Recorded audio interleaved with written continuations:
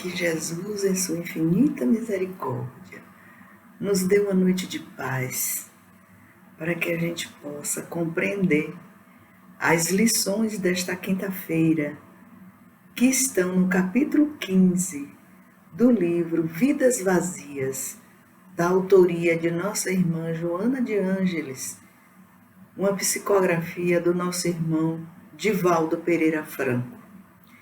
O título do nosso trabalho de hoje chama-se Intervenções Espirituais.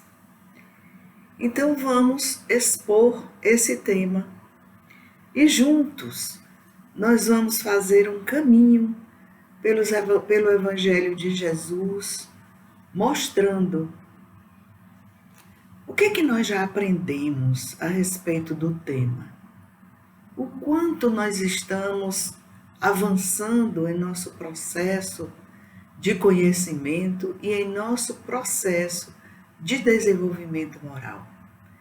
Vamos trilhar essas veredas para que elas sejam um teste em nossa resistência de fé, de compreensão, de estarmos sempre juntos com Jesus, com seus ensinamentos, com os benfeitores amigos.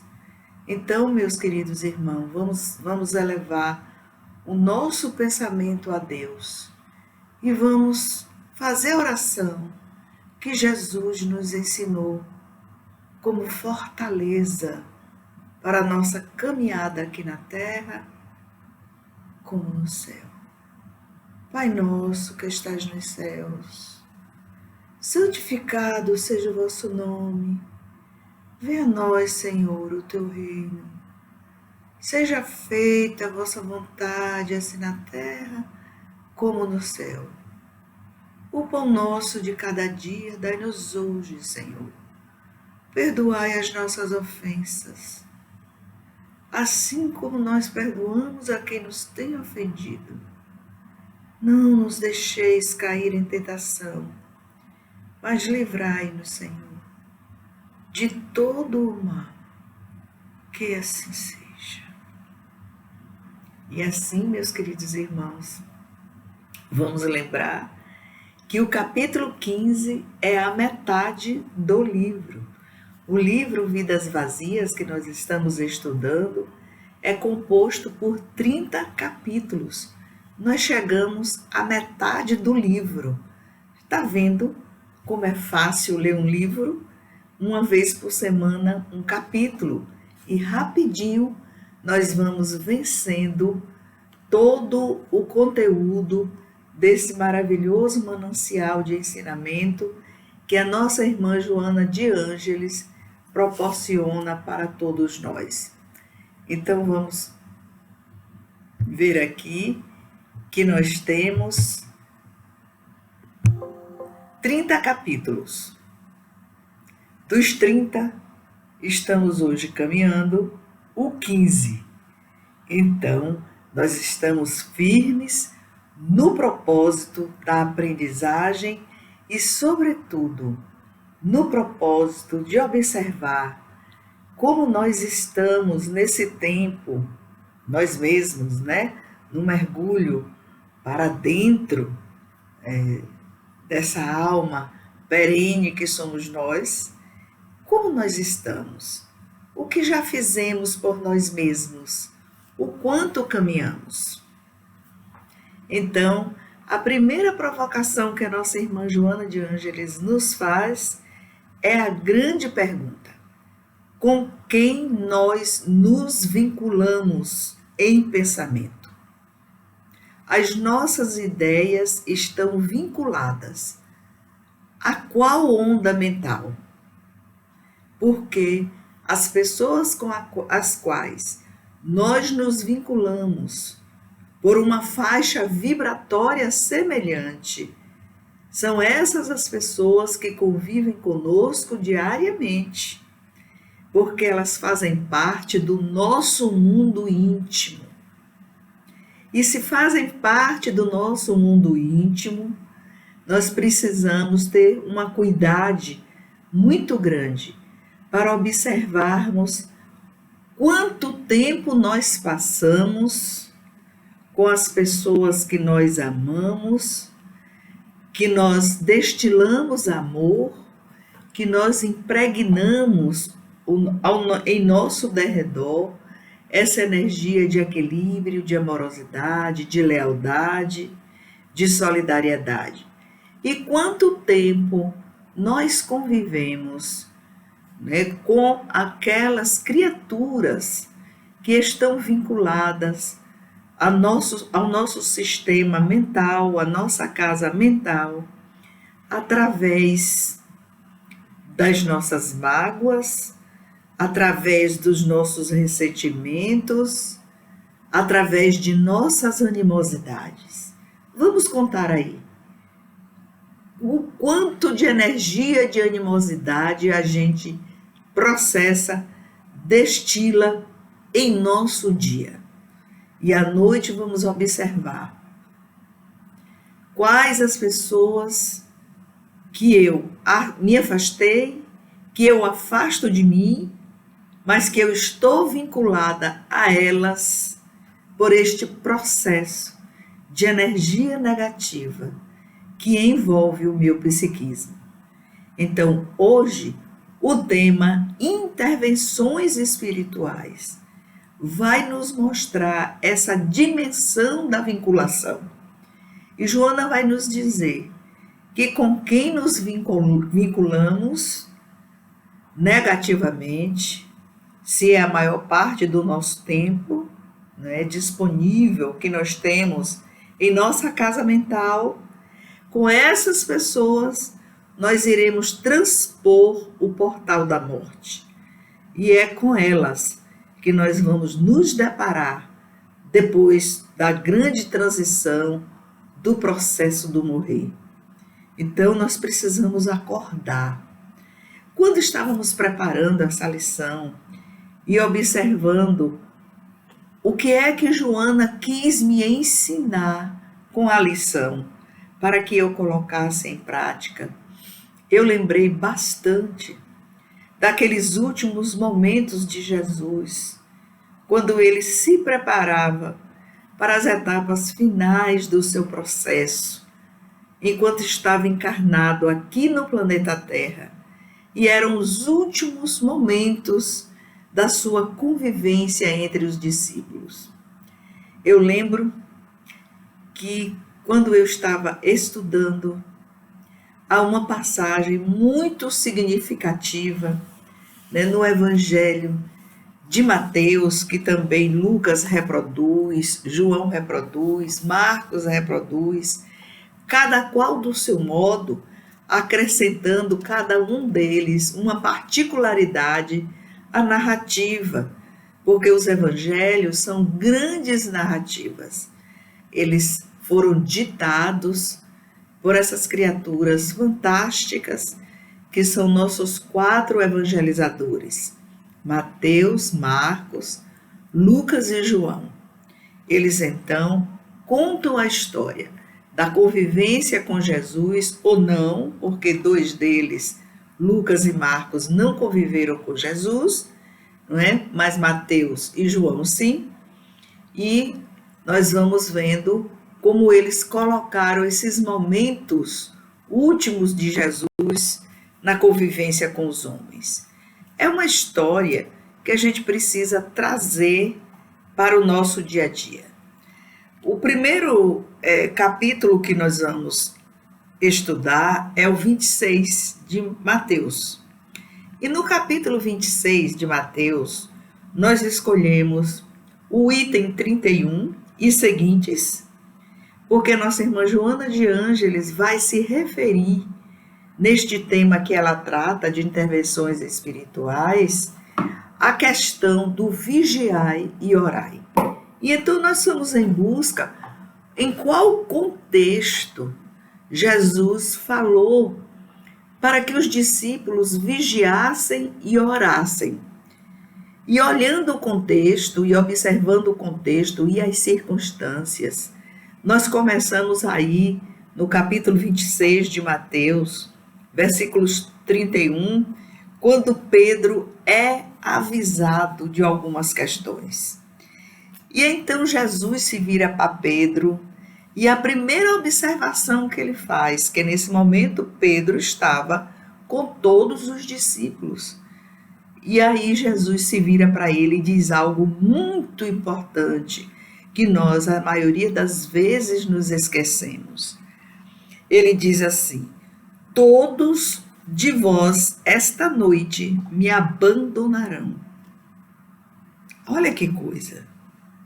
Pois está escrito lá em Isaías: ferirei o pastor e as ovelhas do rebanho se dispersarão.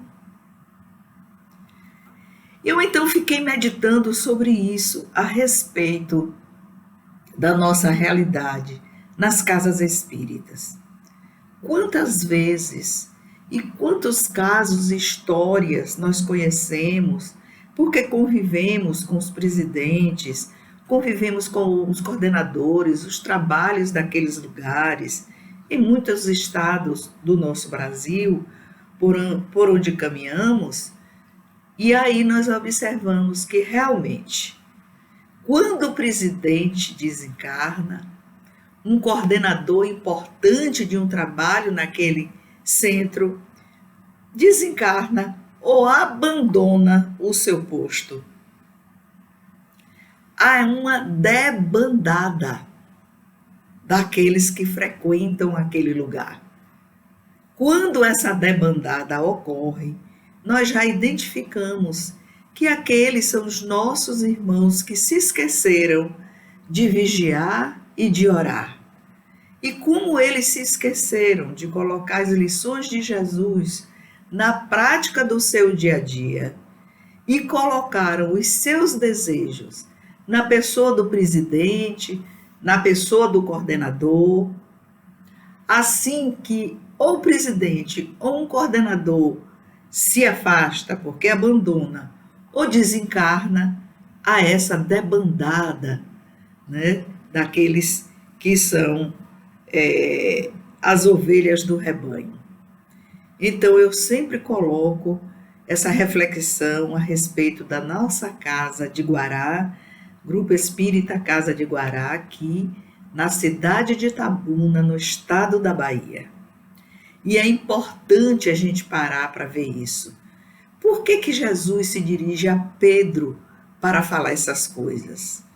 Porque aquele momento ali era o momento em que Jesus estava preparando todos para as suas horas finais aqui na Terra. Então, Jesus vira para Pedro e Pedro diz assim: Senhor, eu nunca te abandonarei, nunca. Onde quer que tu fores, eu te seguirei. Não é assim que a gente faz com Jesus? Jesus, eu nunca te abandonarei. Onde quer que tu fores, eu te seguirei. Agora, no século 21, através de suas palavras, de seus ensinamentos. Mas a gente precisa observar que a lição do exemplo de Pedro é a lição da humanidade, de onde nós nos encontramos. Onde é que eu estou no meu exercício de humanidade? Onde eu me encontro? Eu me encontro na posição de Pedro, naquele que jura que nunca vai abandonar, que vai estar ali solícito, trabalhando, ou eu me encontro na posição de Judas, aquele que vendeu Jesus por 30 moedas de prata.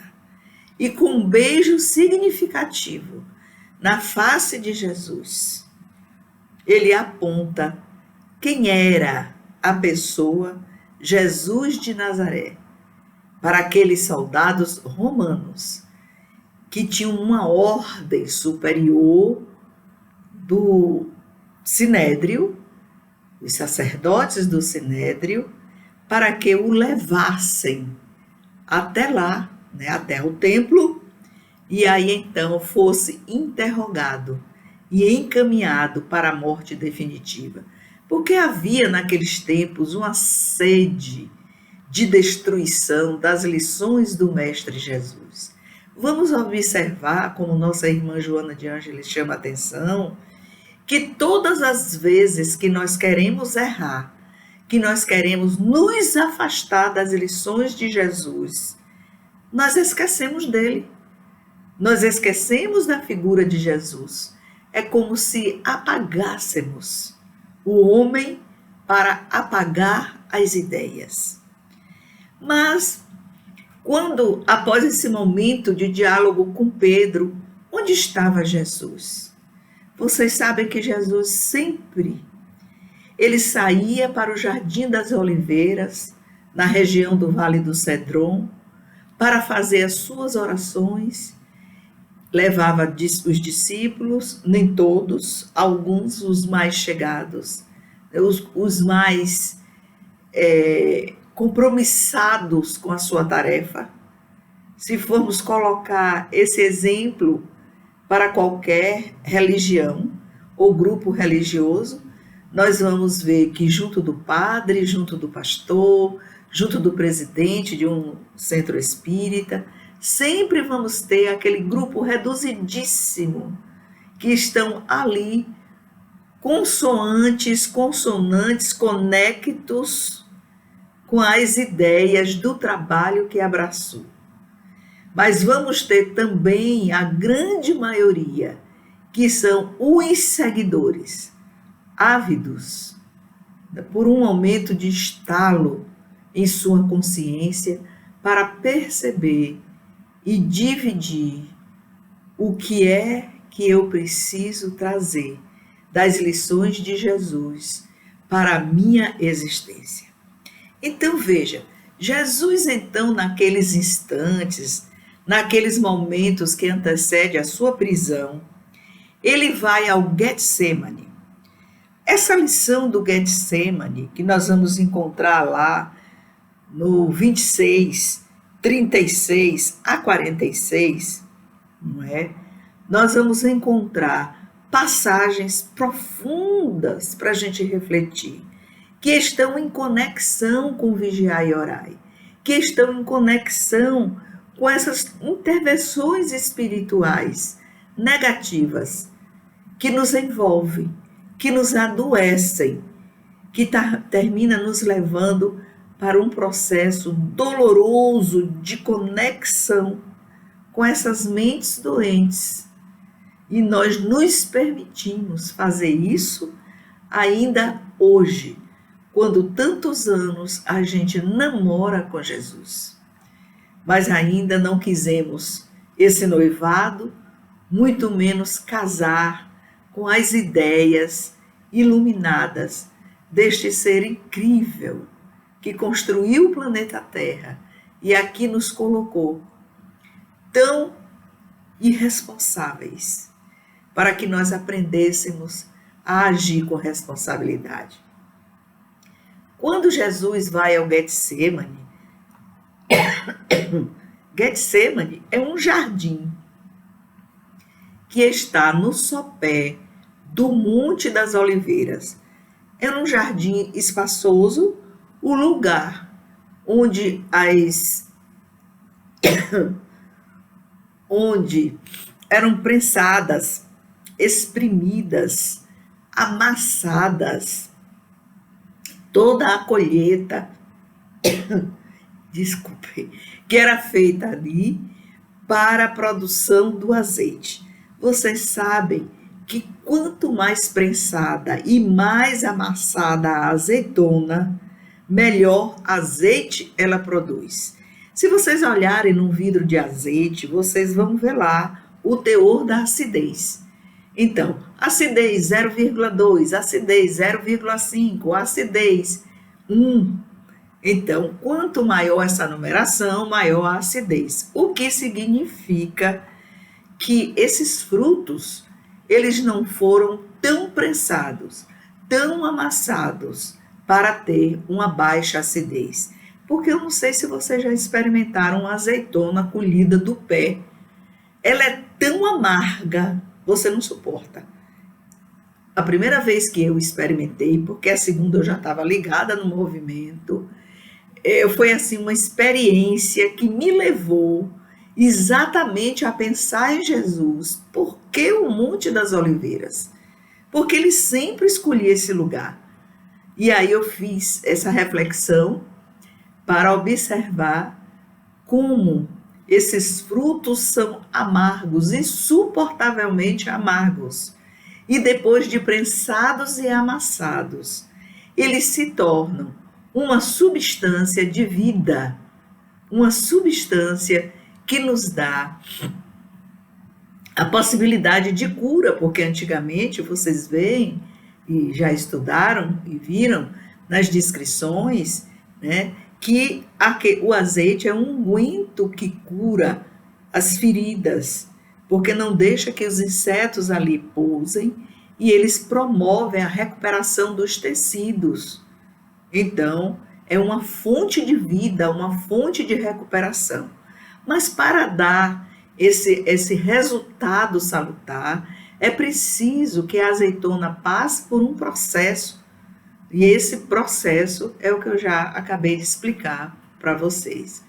Quando pensamos nesse processo e trazemos o processo da azeitona para a questão das intervenções, né, espirituais, vocês devem estar se perguntando aí, o que é que tem a azeitona a ver com a intervenção, com as intervenções espirituais que vão me levar a um processo de obsessão? Veja bem, quanto mais nós amassamos as questões morais e pressamos em nosso interior, extirpando todo o amargor, não é, de uma inveja, de uma raiva, de um ressentimento, de uma mágoa. Quanto mais a gente prensa esses sentimentos negativos, mais nós vamos nos tornando, não é, esse azeite que cura as feridas da alma. E a primeira ferida da alma que nós vamos curar são as nossas próprias feridas. Olhe bem, quando Jesus estava ali, nesse local, né, no Getsemane, o Getsemane era tido naquela região como um lugar de assombração. Né? Falavam e diziam os judeus daquela época, não é, as pessoas que transitavam por ali eram os trabalhadores que colhiam as azeitonas para transformá-las em azeite. Mas era um lugar preferido de Jesus. E aí, Jesus no Getsemane, ele diz assim, ele vai com os discípulos, coloca os discípulos nesse jardim e diz, fiquem sentados aqui enquanto eu vou orar. Jesus está na véspera da sua crucificação. E esse momento é um momento após a ceia, a última ceia que ele teve com os discípulos. E Jesus deixa eles ali. E quando volta, todos estão dormindo. E Jesus olha e começa e diz, a minha alma está cheia de tristeza mortal. Vocês ficaram aqui para vigiar comigo, mas foram descansar, foram dormir. Olha a lição. Nós estamos no centro espírita, num grupo espírita, para estarmos ali vigiando com os coordenadores, com o presidente. Vigiando. Mas o que é que a gente faz? Nós vamos dormir. E Jesus, indo um pouco adiante, ele se prostra, ele fica de joelhos, ele põe as mãos no rosto e diz, meu Pai, se possível, passe de mim este cálice, todavia não seja como eu quero, mas como tu queres. É o primeiro pedido que ele faz para Deus, porque ele sabia que ele tinha que cumprir tudo que estava escrito em Daniel, em Isaías ele precisava cumprir a sua trajetória descrita no Antigo Testamento pela voz e pela percepção mediúnica dos profetas. E ele volta. E quando ele volta, ele encontra novamente os discípulos dormindo e descansando. É a segunda vez que Jesus encontra os discípulos dormindo e descansando. E eu me pergunto, nós estamos dormindo? Nós continuamos descansando em nosso trabalho na casa espírita? Como é que nós nos portamos? E Jesus torna a dizer, não é possível que em nenhuma hora eu possa contar com vocês para vigiarem comigo. É a segunda advertência que Jesus faz.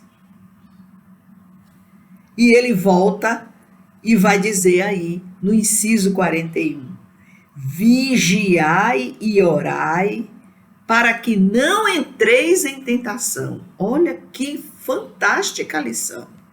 Vigiai é a primeira, e orai, para não caíres em tentação. Qual seria a tentação que nós cairíamos nos grupos religiosos onde nós estamos e assumimos tarefas? A primeira tentação é como Jesus falou, a advertência que ele fez. Quando o pastor se ausenta, seja pela morte ou por sua livre e espontânea vontade, do trabalho, há uma debandada das ovelhas. Acreditem que eu tenho longamente conversado com meu marido, Ariquados Teixeira, a respeito deste momento. E eu não sei como vocês do nosso grupo espírita se portarão nesse momento. Quando nós precisarmos retornar ao mundo espiritual. Quando nós precisarmos, ou por doença, ou por morte, nos afastarmos do grupo. Como será se a nossa irmã Márcia Alessandra ou a nossa irmã Luzinete Rodrigues precisar, ou por decisão íntima, ou por doença, ou por morte, se afastar da coordenação da evangelização? E assim de todos os núcleos da casa. Todos aqueles que nos consideramos evangelizadores. Como nos portaremos? Será que vamos sair em debandada? Será que vamos colocar para fora a tentação de querer estar no lugar da nossa irmã Luzinete? Será que vamos colocar para fora as nossas vinculações com espíritos menos dignos? Como nos portaremos? Longamente eu fiquei matutando nessa lição número 15, porque ontem, dia 5 de maio, foi o nosso aniversário de 15 anos da evangelização infantil. Há 15 anos começamos um processo de nos evangelizarmos enquanto evangelizamos as crianças. E o trabalho tem se desdobrado em múltiplas facetas, todas motivo de alegria.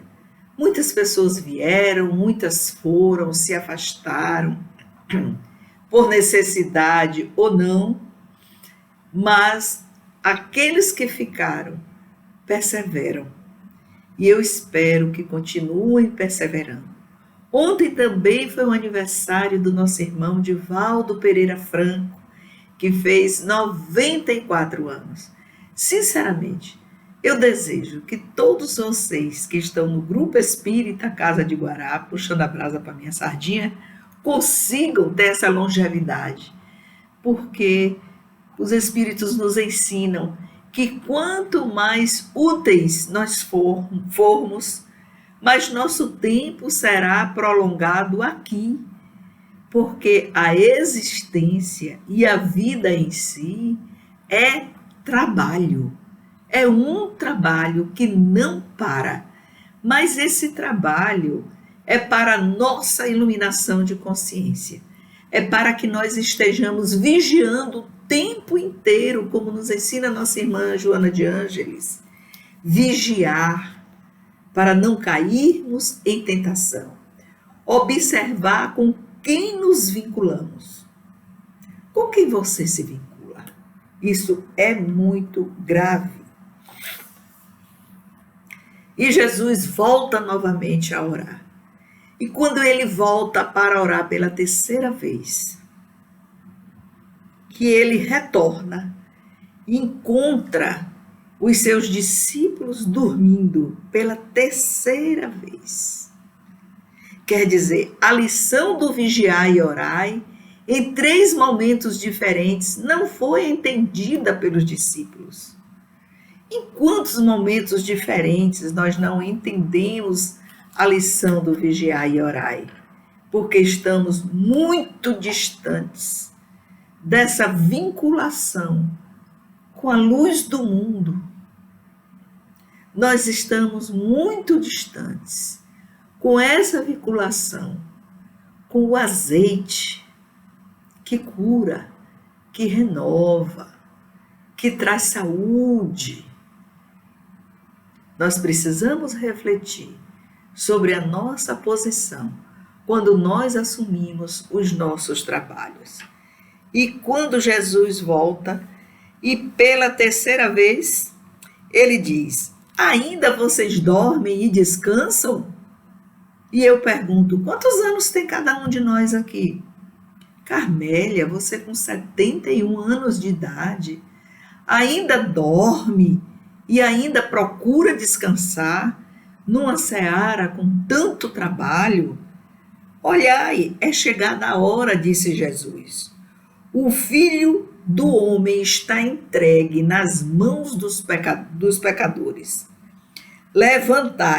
Levantai-vos, partamos, vede, olha para ali, o traidor se aproxima. Nesse instante, quem se aproxima era Judas, com um grupo grande de soldados romanos. E Judas, como vocês viram, ele traz Jesus por 30 moedas de prata, dá um beijo fatídico na face de Jesus, porque era o combinado, e é levado. E Pedro? Qual foi a posição de Pedro no vigiar e orai? Com quem Pedro estava vinculado naquele instante? Com quem Judas estava vinculado naquele instante? A figura de Pedro e de Judas, Joana vai nos mostrar em outra lição, que eles representam na caminhada de Jesus o protótipo da ingratidão. Olha que coisa. E Jesus então é levado, e todos aqueles que o seguiam em suas lições estavam portando espadas e varas para açoitar Jesus. Como é que eu começo o meu processo de maturação espiritual e de repente, levado pela tentação, eu abandono Jesus para então, com varas e espadas, açoitar a minha própria vida? É mais do que a existência nessa experiência. Perder a reencarnação, o momento de oportunidade que eu tive para me melhorar, para amar mais, para deixar de me vincular com os nossos irmãos que ainda estão cheios de ira e de ódio. E ao invés de eu vigiar e orar e me vincular ao amor, eu me vinculo à dor. Então eu digo que eu quero ser feliz, mas eu faço a opção do sofrimento. Como é isso?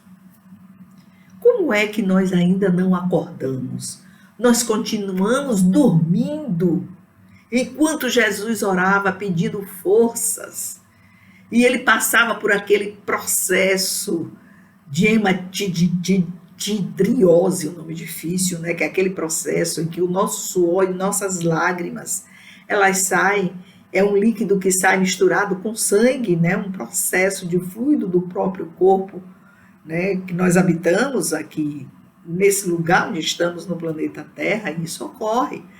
E Jesus estava banhado em lágrimas de sangue, em suor de sangue, quando ele volta pela terceira vez, nesse esforço enorme para encontrar todos nós dormindo. Quem dorme aqui ainda? Nós precisamos fazer essa pergunta a nós mesmos.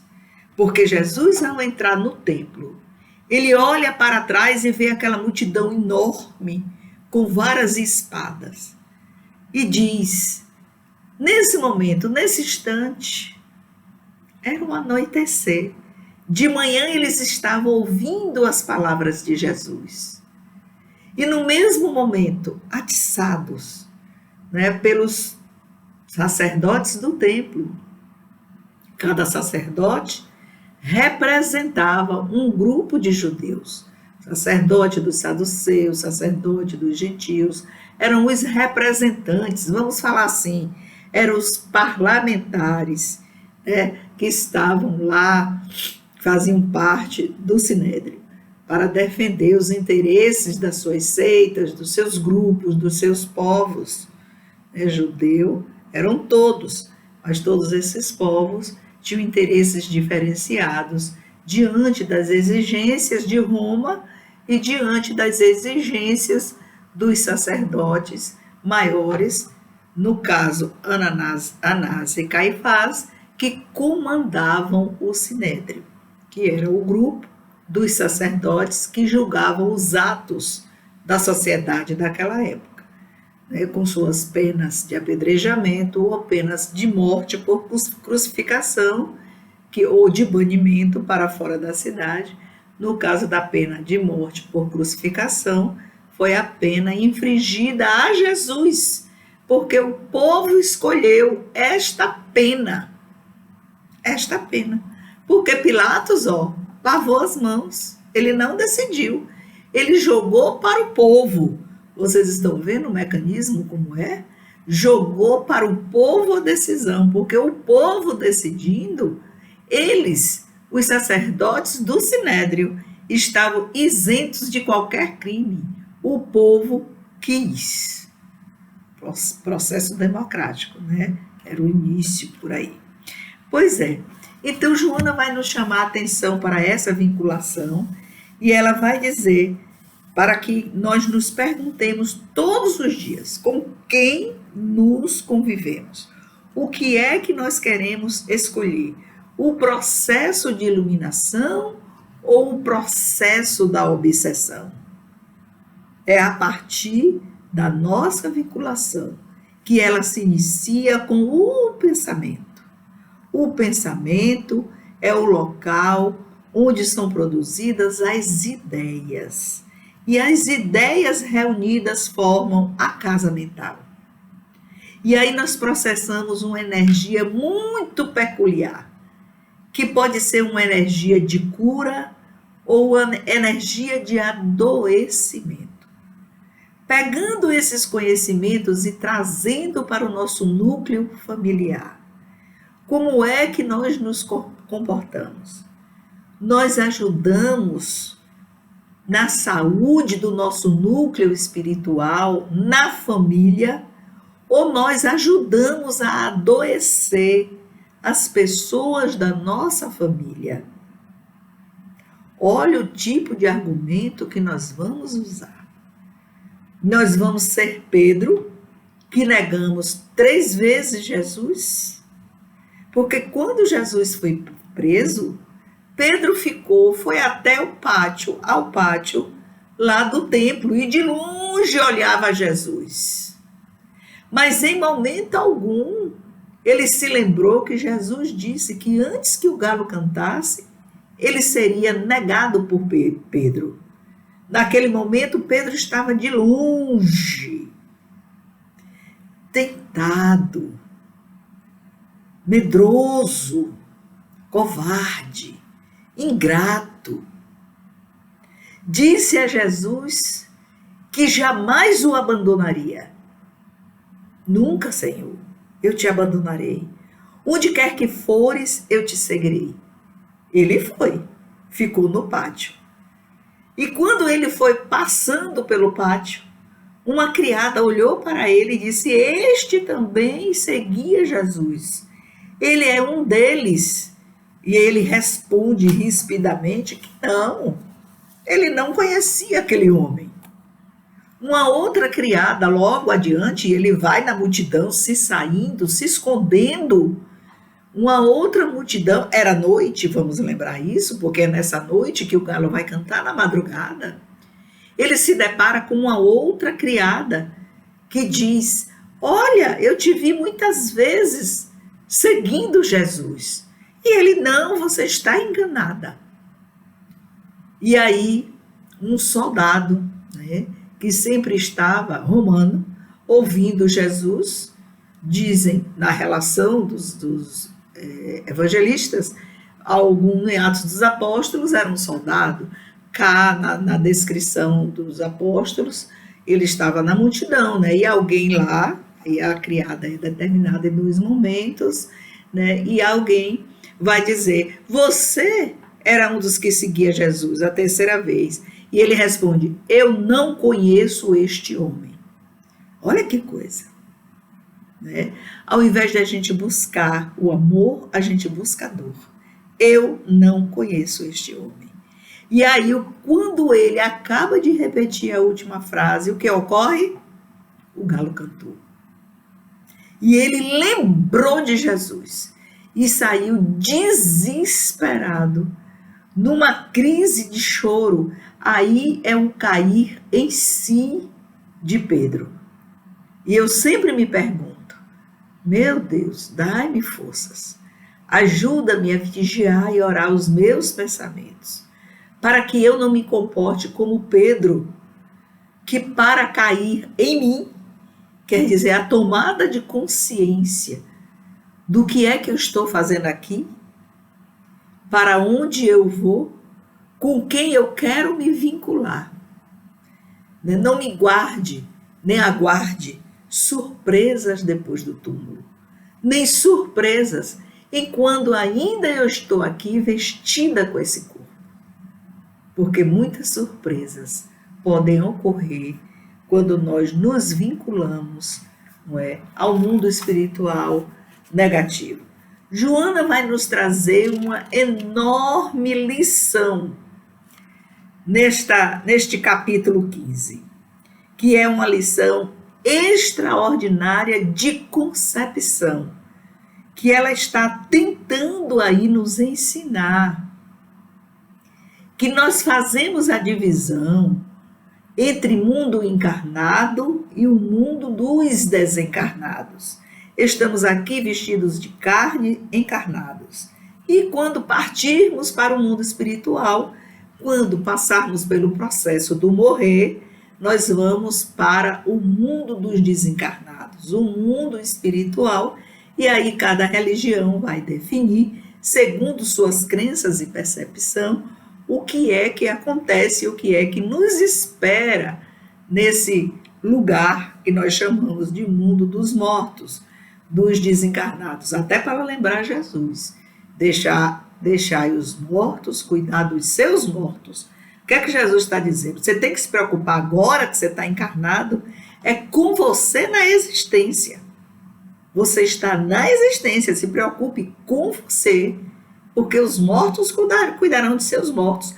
E Joana vem nos ensinar, a gente não é para fazer essa divisão, porque o mundo é um todo.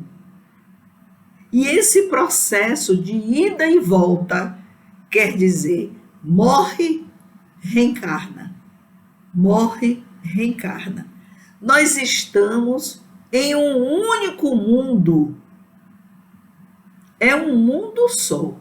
Ela disse que nós só vamos entender que o mundo é um só, com modulações em graus diferenciados, quando nós tivermos como porto de segurança o Evangelho de Jesus. Olha, a primeira coisa.